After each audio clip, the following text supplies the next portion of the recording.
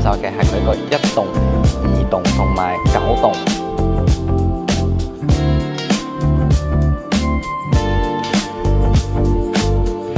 Hello， 大家好，今日嘅主持阿明，咁今日咧就帶大家嚟到中山嘅火炬區嚟睇一個喺地鐵隔離嘅一個物業。咁我哋其實依家可以俾個鏡頭可以睇一睇，我依家其實就喺呢個樓盤嘅現場啦，係咁背後呢個就係佢一期。係最左嘅一期，然後咧我哋鏡頭可以咁樣拉落嚟呢個位置，其實我哋可以咁樣鏡頭咁樣掃一圈，我哋可以睇下會唔會有嗰啲工業嘅感覺咧。其實你可以先睇一睇對面個入住率係其他嗰啲舊小區，即係有10幾20年嘅一個歷史啦。咁你都可以睇到入住率都真係都幾高嘅。如果呢度住得唔舒服啊，會有污染啊，其實我相信都唔會有咁多人喺呢度住啦。所以咧，我哋其實睇到你周邊即係依家呢個氛圍，我哋都可以見就可以講真係民生啊居住屬性係 OK 嘅，因為咧我喺上一個月都係帶咗一批即係香港朋友過嚟呢邊睇咗樓啦，然後咧就帶佢對比完整個區，佢最後就選擇咗呢度，係咁阿明都同佢分享咗啲心得啦。我就問咁火炬唔係大家都以為係開發區啊嘛，然之後佢就話佢初都係一直咁樣認為嘅，但係咧我帶佢對比完之後，即係行完整個區啦，行完之後佢覺得。就呢度住係 OK 係舒服嘅，就唔會話有嗰啲即係隔離成日嗰啲工業啊咁樣篤好嘈啊呢啲情況啦，係。然後咧呢個區咧其實啱先阿明有提及過嘅，即係地鐵口，即係到時咧依家咪會有嗰個廣州18號線拉到呢一度中山嘛，咁呢度係屬於火炬站，係屬於如果係中山18號線拉落嚟第一個經過嘅係馬鞍島嗰度。係嗰邊係第一個站叫香山站，咁呢個係屬於第二個站叫火炬站，即係相當於我哋呢個位置咧，到時咧你可以向北行咧，即係坐地鐵嘅話，你可以直接去到廣州啦。咁目前係一個現樓嘅一個狀態啦，係留喺正月嘅嘢可以留一陣間，阿明帶大家入去探一探如何係。咁依家咧我哋就入去售樓部睇下佢依家在售嘅戶型。有邊啲係 OK 啦，咁依家就正式入到售樓部嘅裏邊啦，咁就同大家講下佢依家在售嘅情況之。然後咧，我哋依家沙盤，我哋可以睇到就佢分成一、二期啦。咁呢度係佢個一期叫灑月，係越秀建發叫灑月。咁佢其實咁呢邊係2期叫觀月，咁中間其實仲隔住咗其他嘅一個樓盤，係。然後咧，依家1、2期其實都係在售中嘅，但係咧1期依家可以講係零零散散，冇咩貨啦。包括即使佢會有貨嘅，阿明都會建議翻大家可以揀翻2期。然後咧2期嘅話，主要分佈嘅話就會比較簡單，就只會有11棟樓嘅，係。咁依家發展商主要在售嘅係佢一個1棟。2棟同埋9棟咁樣，然後咧1棟嘅話，其實我哋可以睇到佢係屬於嗰啲即係有少少小高層嘅感覺啦。咁佢中間咧呢兩戶嘅話，就係89嘅3房2個廁所啦，呢兩戶。然後咧左手嗰邊呢個係大少少，亦都係我上一個月帶客過嚟睇啱咗嘅113，咁佢就買咗113平。就係呢條腿啦，咁呢個過嚟就係127方，係都係大少少，陣間可以帶大家睇到啦。咁依家我就上到嚟越秀建發觀月嘅一個實體樓層啦。咁依家就係1棟嘅，咁就喺15樓。咁呢一棟嘅話係總層高係有22層。咁我依家相當於係佢15樓，即係中高嘅一個樓層啦。咁我啱先就從呢部 lift 出嚟嘅2梯4房。然後咧鏡頭嘅右手邊就係佢呢度呢一棟嘅大戶型113方，然後咧轉過嚟係最大嘅127方，去到5房嘅一個戶型喎。但係咧呢一集阿明係帶大家睇佢呢個實用型嘅89方嘅3房2個廁所。咁呢兩個係鏡像戶型嚟嘅，即係呢個01啦同02。都係嗰個89，係。不過咧，我覺得如果係大家揀翻呢一棟嘅89咧，我會建議大家揀翻01，因為我哋01呢度仲會有一個少少嘅空間位，到時我哋可以自己可能擺啲可移動嘅啲鞋櫃啊，係可移動嘅，係冇問題嘅，即係唔好塞住個樓下就得㗎啦。但係02嘅話就冇呢個福利啦，係因為佢直情呢個過渡位就唔可以擺嘢嘅啦，係。然後咧，我哋行入嚟之前咧，呢個發展商其實佢做嘢係會比較細節嘅，佢呢度就會擺咗一個小掛件，即係如果到時我哋翻嚟啊，如果係買餸啊、買菜啊，咁就唔需要擺地面，你就可以直接掛喺度，然之後咧咁樣開門咯，指紋嘅係。然後咧入嚟之後咧，因為依家係屬於實體樓啦，所以咧實體樓，所以咧我哋相當於依家睇嘅呢個全部都係溝樓標準啦，包括陣間個景咧都係實體景嚟嘅。咁佢一先入嚟咧就會有一個指紋密碼鎖，呢個係採用咗嗰啲木質嘅一個一個門啦，都幾厚身，係都唔錯。然後咧我哋行入嚟之後咧，佢鏡頭嘅右手邊呢度就可以整翻一排嘅鞋櫃，係咁鞋櫃嘅話就佢就冇膠標，即係唔係膠標嘅。係咁，到時我哋可以自己整翻。不過呢啲係好濕碎嘅嘢，阿明都可以幫到手嘅，可以放心。即係我哋會有專門嘅可以定製啲櫃啊，或者屋企裝修啦，係 OK。然之後我哋首先我哋可以先睇一睇呢個廚房啦。咁廚房嘅話，佢就採用咗一個 U 字形嘅廚房。咁如果係對於89呢個面積嚟講嘅話，佢呢個廚房就唔算大又唔算細，就叫啱啱好。係不過咧因為其實都係咁樣，如果係廚房大嘅話，可能房間就未必咁大。但係咧，廚房細嘅話，房間就通常俾嘅面積就會足啲啊，或者廳嘅面積就會足啲。所以咧就有好有唔好，係。然後咧，我哋可以睇到佢依家大家見到嘅就係佢個交樓標準啦，就係封體嘅一個消毒櫃啦，同埋一個抽油煙機啦。呢度全部都係佢個交樓標準。咁呢度有個好處就係佢係明窗嘅一個設計。通風採光嘅話會比較好啦。然後咧，我哋依家攝影師姐姐企嘅呢個位置咧，到時我哋可以擺到一個雙開門嘅雪櫃位，呢個空間係足嘅，咁樣係。然後咧，佢依家板間就冇整呢個推拉門嘅，不過大家冇誤會啊，因為到時呢係會有嘅，即係如果係交俾我哋呢度會有一扇咁樣推拉門啦。OK， 然後咧行出嚟嘅話就呢個位置，我哋到時可以擺翻一張4輪餐台啦，風風靜靜嗰啲類型就啱，差唔多。然後咧佢廳嘅開間咧就差唔多係去到3.2米度嘅，差唔多3.2米嘅空間。咁大家可以想像啊，到時就坐喺呢度，然之後個電視就擺喺呢度，然之後望住出邊個景。因為咧我哋呢度出邊個景咧，我哋係可以睇到遠處嘅山景嘅。我哋不如直接出嚟啦，出嚟有驚喜喎！鏡頭先俾個鏡頭左手邊，係咪好長咧？89可以做到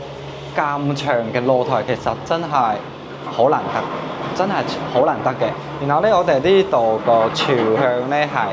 正南向，然後我哋可以89呢一隻咧，一棟89呢一隻，我哋係可以講係正對整個園林，即係你每一日都可以。睇到呢個綠油油嘅呢個顏色啦，同埋我覺得佢呢個園林好養眼咯，即係睇起身係好舒服。同埋你睇依家我個頭髮咁樣飄嚟飄去，證明到乜嘢？通風，真係通風嘅。然後咧，我哋向遠處睇少少，遠處睇少少嗰邊就會有個中小學啦，遠處個山景啦。即係其實我哋目前咁樣正對睇出去個景咧，就可以講係永久唔會變嘅啦，唔會變。然之後右手邊呢兩棟嘢咧，如果係大家有即係有睇過呢個樓盤啦，或者網上出嗰啲資料都會知，呢個其實就係建發早期嘅一個樓，都係建發嘅，叫即係人才樓嗰啲啦，都係建發有10幾年嘅一個歷史啦。不過有一點大家可以放心，即係佢係完全分開咗嘅，即係兩個小區嚟嘅。即係我哋可以咁樣見到，差唔多係呢個位置其實會有個門嘅，相當於係完全分開嘅。包括埋嗰個管理咧，大家都係咁樣分開嘅，係即係唔係一齊嘅，所以可以放心。然後咧，我哋行到呢度，其實你真係89可以做到咁長嘅露台，真係好難得嘅。即係你唔誇張啲講，可能有啲82方，然之後有露台都未必可以做到咁長，因為佢呢度其實用夠高，同埋本身呢個露台其實係相當係只計咗1/4嘅一個露台，即係其他3/4係贈送嘅。陣間可以阿明詳細同大家講翻，我哋可以先行入去，因為咧佢有一間即係呢個客房啊，可以帶大家睇一睇先。我哋廁所陣間睇，我哋先睇呢個客房先。嗱，我可以轉過嚟。呢種佈局設計咧係咪比較少見咧？因為就佢呢度就直接對出嚟咧就係呢個露台啦，但係咧佢呢度好少見，即係樓下邊呢個位置咧仲會整埋呢啲落地飄窗嘅感覺啦。係因為佢呢個發展商咧，佢喺佈建嘅時候，呢個露台就只播咗1/4係有介入面積嘅，然之後3/4係送嘅，所以咧佢呢度就只可以以呢種形式去佈建，就唔可以整推拉門，因為如果佢整成推拉門之後咧，你出邊呢一 part 嘅位置，佢就會計錢嘅啦，係，所以呢發展商其實都可以叫投資取巧，就用咗呢種方式啦，係。然後呢間房就叫風風靜靜，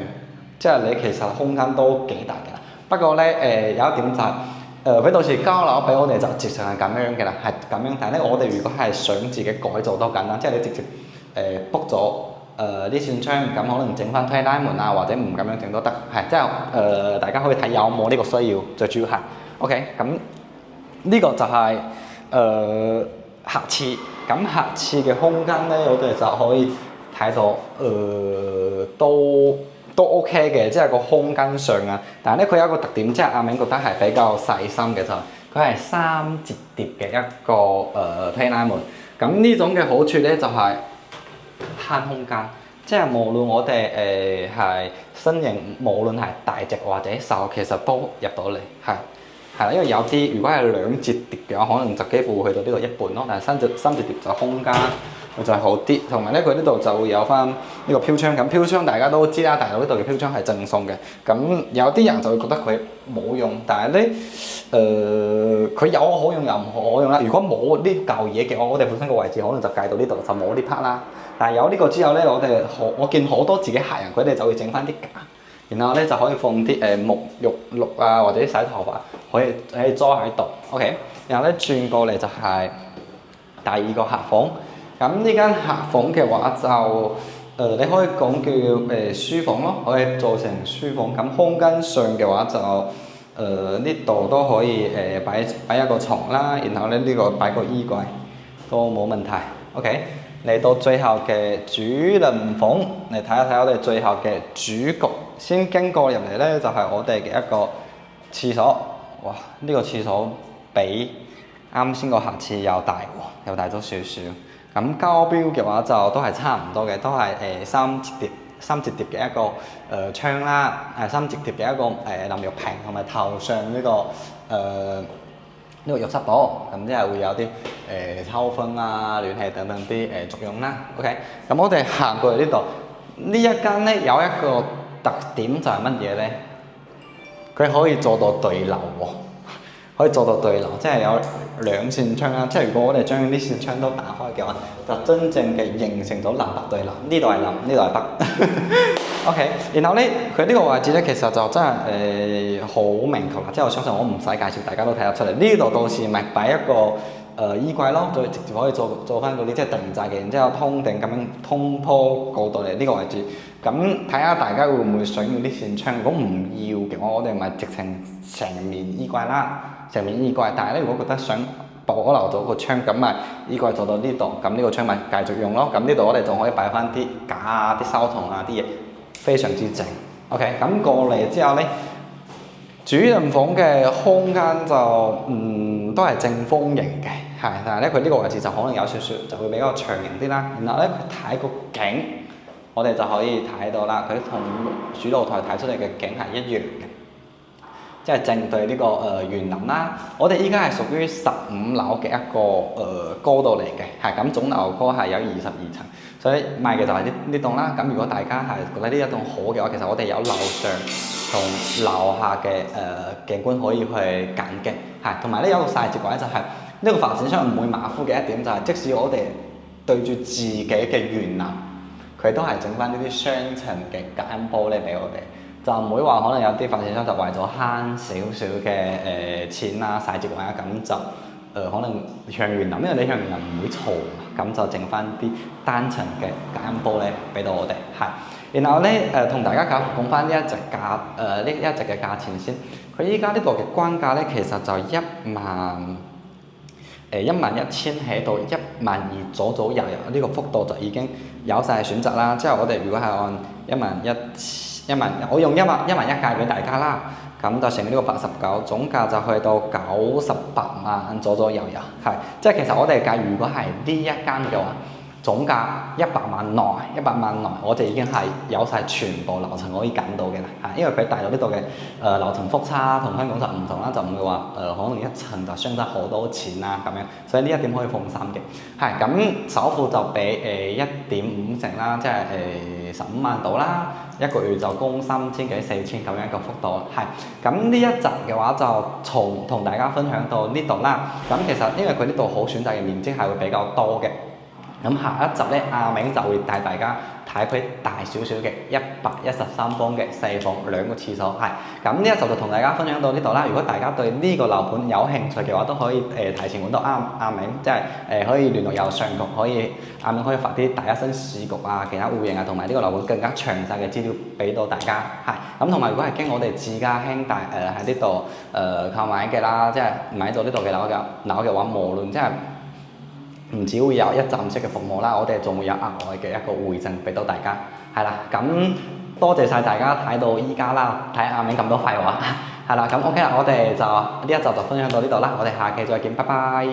中央強調樓市要止跌回穩，平價置業時機有可能轉眼即逝。你有冇興趣跟我哋自家兄弟過到嚟大灣區呢邊睇樓呢？自家兄弟現時為客戶度身訂造專屬行程，無論喺口岸嘅預約接待，又或者喺香港呢邊直接出發，提供點到點嘅睇樓安排，帶你品嚐當地特色美食，盡責為你提供各個樓盤嘅資訊，睇樓全程無壓力，讓你可以輕輕鬆鬆選購心水單位。而由簽署認購書一刻，我哋嘅服務先係剛剛開始。無論係匯款、簽約、代辦手續，我哋都會為客戶提供貼心而全面嘅協助。後續我哋仲會提供自家兄弟嘅專屬管家服務，由買樓、收樓、驗樓到單位嘅軟裝、精裝設計，以至係訂製家私服務，自家兄弟都能夠為你一一辦到。更有提供資訊豐富嘅網上平台，俾你自主了解各個樓盤嘅詳盡資訊。無論係市場熱或獨家折扣、熱賣靚盤，我哋都第一時間通知你。我哋誠邀你跟我哋到灣區各個城市選購你嘅心水單位，專屬訂製路線考察可以天天出發。